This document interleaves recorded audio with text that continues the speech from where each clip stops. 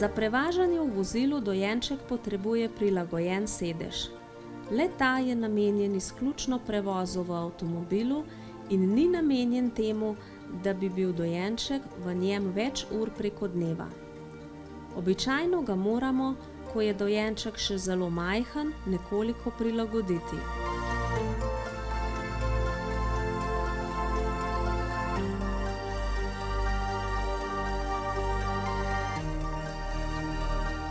Obstajajo različni sedeži. Nekateri imajo že v originalu priložen gobast vložek za poravnanje hrbtnega dela, veliko pa je še vedno takšnih, ki so v osrednjem delu zelo globoki in je položaj dojenčkovega hrbta zelo pokončen ali ukrivljen. V tem primeru je potrebno sedež za vozilo v prvih mesecih nekoliko prilagoditi. Z dodatno plenico ali brisačo ga v najglobjem predelu podložimo tako, da je hrbet čim bolj vodoravno, saj naj bi bila teža dojenčkovega telesa razporejena preko celega hrbta enakomerno. Ob straneh, pod ramena in komolce z vsake strani podložimo v svitek zvito pleničko, ki pomaga, da se dojenček aktivno prilagodi sedežu v sredinsko poravnanem položaju.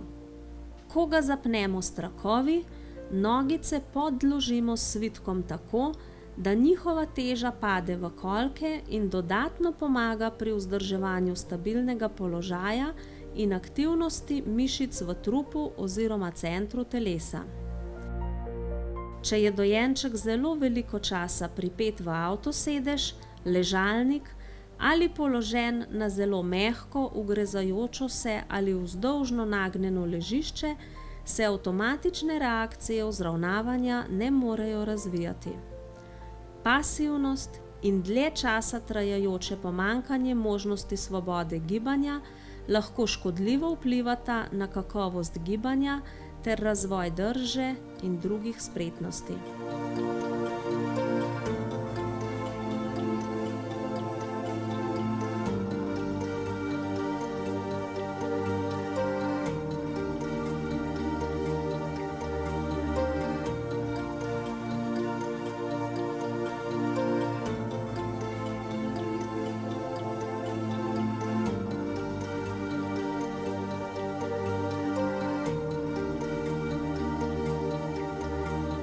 Za vožnjo v zunanjem okolju na začetku uporabljamo voziček s košaro z ravnim dnom.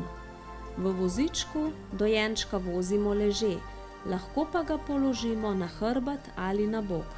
Pomembno je, da je v stabilnem položaju, da se lahko prilagaja silam, ki delujejo nanj ob spremembah smeri vožnje oziroma pri vožnji preko različnih podlag.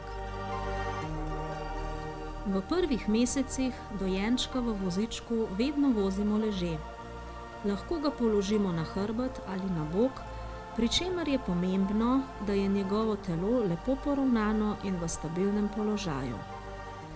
Le tako se bo dojenček lažje prilagajal nagibanju vozička, do katerega pride med vožnjo preko robnikov in manj ravni podlagi.